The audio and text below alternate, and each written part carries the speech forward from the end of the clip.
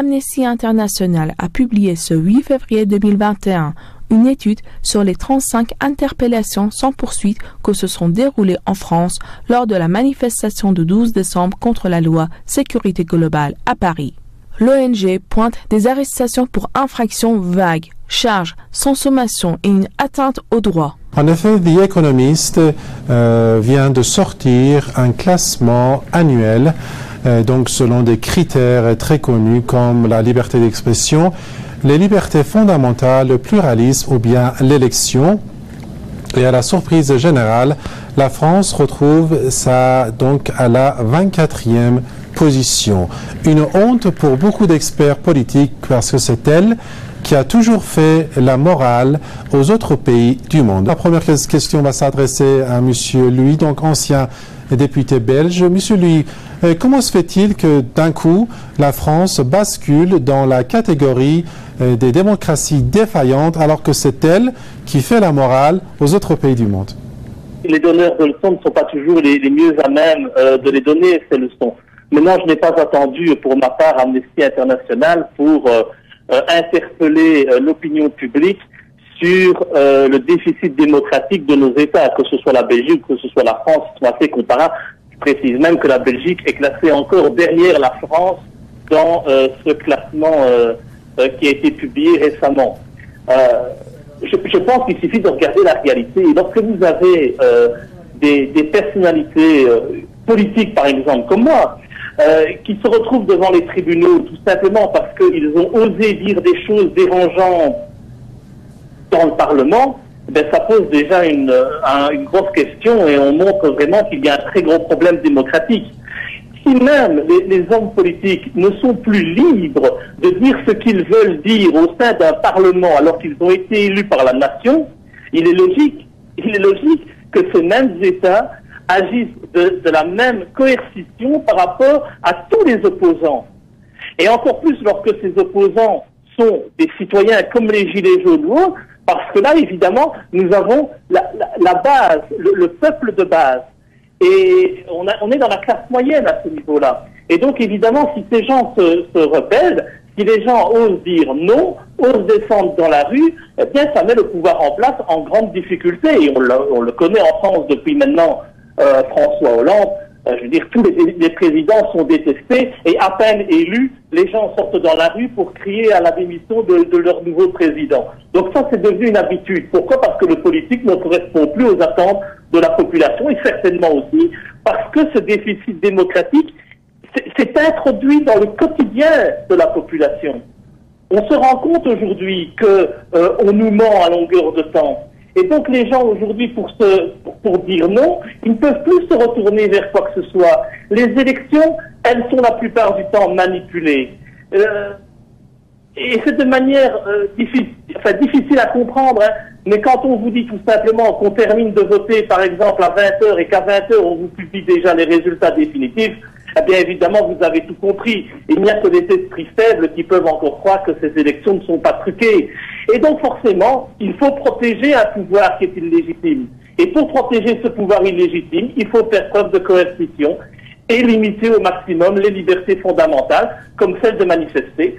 Je suis déjà étonné de voir qu'en France, on puisse encore manifester, parce qu'en Belgique, on ne peut plus manifester depuis un an à cause des pseudo-mesures sanitaires. Le gouvernement français a tout fait pour cacher donc la façon dont la démocratie est mise en cause dans ce pays, mais malgré cela, The Economist, qui vient de sortir ce classement, n'a pas été trompé par le gouvernement français et a dit les choses telles qu'elles étaient. Qu'en pensez-vous? Écoutez, je pense que par rapport à l'évidence, on ne peut plus la nier aujourd'hui. Que ce soit... Tout ça part déjà de ces fameuses lois antiterrorisme votées par le gouvernement Hollande. Hein. Je parle de gouvernement parce qu'aujourd'hui, nous n'avons plus de parlement. Et c'est ça le gros problème. C'est que les parlements ne font en fait que suivre les ordres du gouvernement. Il n'y a plus deux niveaux de pouvoir, le législatif et le gouvernement. C'est terminé tout cela. Donc, on part de là avec ces lois antiterrorisme qui permettent d'écouter les gens, d'écouter même les innocents, qui permettent de mettre en prison des gens parce qu'ils ont peut-être pensé intérieurement quelque chose, sans qu'il y ait le début de quoi que ce soit. Et aujourd'hui, on avance de plus en plus dans l'oppression, dans la tyrannie. Et moi, je le dis, je suis extrêmement inquiet parce que ça fait plus de 10 ans que je crie sur tous les toits que nous ne vivons pas dans des démocraties. Il y a 10 ans, on me riait au nez, on me prenait pour un fou. Regardons le monde tel qu'il est aujourd'hui, regardons notre pays. On ne peut plus circuler librement, on ne peut plus manifester librement. Quand vous voyez les réactions des forces de l'ordre, je ne vais pas être contre la police, elle ne fait qu'obéir aux ordres du gouvernement. Mais comment elle agit, la police? Elle agit en mettant en œuvre des manœuvres pour décourager les gens à manifester. Je l'ai connu quand j'étais député. Mes militants étaient toujours soumis à des pressions. Ah, vous soutenez M. Louis, vous allez faire votre travail, vous allez faire votre logement social, vous allez avoir des ennuis, monsieur, vous allez peut-être être expulsé. Oui, on va vers les violences. Pourquoi? Parce que quand on va manifester, et on a vu avec les gilets jaunes, ce sont des gens normaux qui ont été manifestés, pas des syndicalistes qui sont totalement corrompus par les politiques, des vrais gens qui ont été manifestés. Et quand ces vrais gens sortent de chez eux le samedi pour aller manifester, crier leur ras-le-bol, et qu'ils rentrent à la maison avec un œil en moins ou une main en moins, eh bien forcément, ça ne donne pas vraiment envie à la majorité dormante de se réveiller. Et donc l'objectif, il est atteint. Et en plus, aujourd'hui, avec ce Covid, qui est un prétexte totalement politique, on a été encore plus loin. Justement, non seulement on ne peut plus nous manifester, mais on ne peut plus vivre au quotidien. Oui, justement. M. Philippe Hougon, reporter de guerre, a dit une fois que cette crise sanitaire arrangeait bien le gouvernement car ça empêchait, donc ça leur donnait raison d'empêcher que des manifestations aient lieu. Évidemment, ici en Belgique, en tout cas, elles n'ont plus lieu, c'est interdit.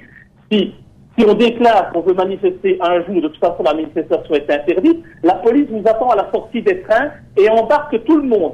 Peu importe que vous soyez favorable à la manifestation, ou même vous ayez décidé d'aller à un endroit pour aller rencontrer des amis.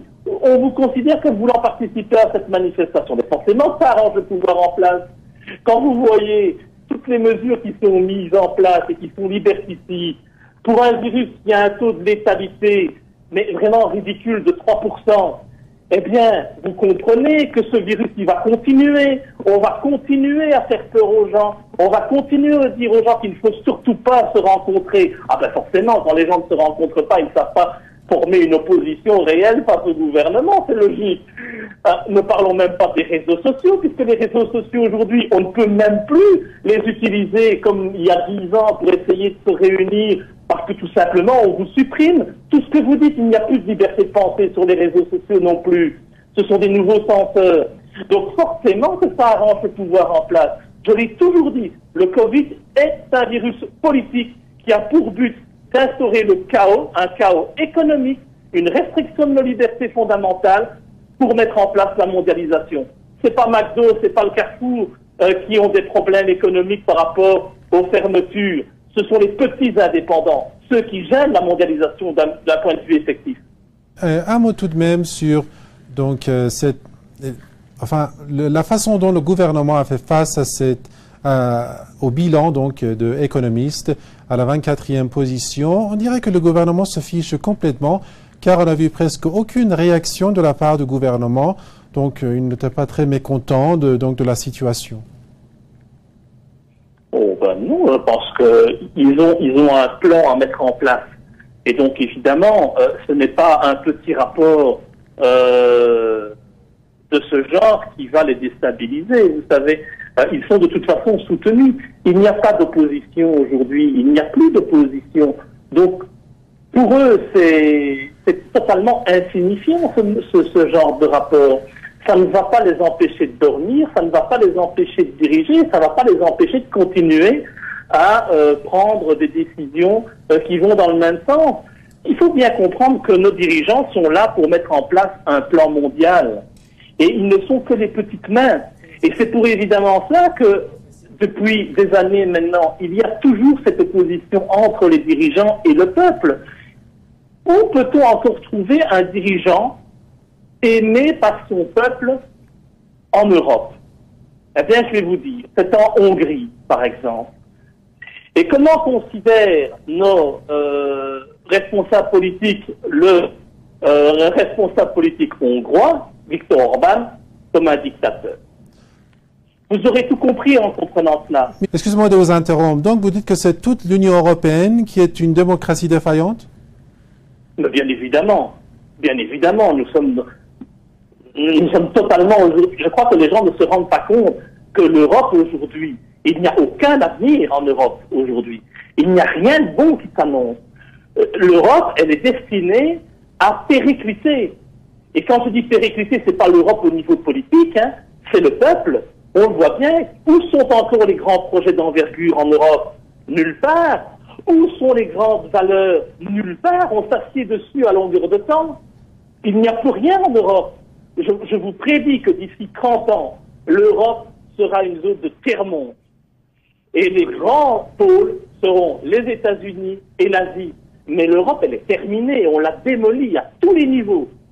Et ça fait partie du plan aussi qui s'est mis en place déjà depuis la Deuxième Guerre mondiale et l'invasion américaine. Donc, je pense qu'on prend en Europe tout ce qu'on peut prendre. Il n'y a plus rien à faire aujourd'hui en Europe. Il n'y a plus rien à prendre. Il n'y a pas de richesse. Et on tue. Ce qui a fait la base de l'Europe jusqu'à présent, ce sont les valeurs.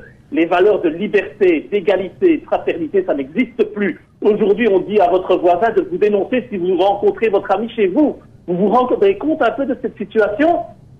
Tous les jours, je vois la police intervenir dans mon quartier parce que des voisins ont dénoncé leurs voisins parce qu'il y avait une fête d'anniversaire ou parce que ils étaient 3 au lieu d'être 2. Non, mais on vit dans quel monde? C'est fini l'Europe pour moi.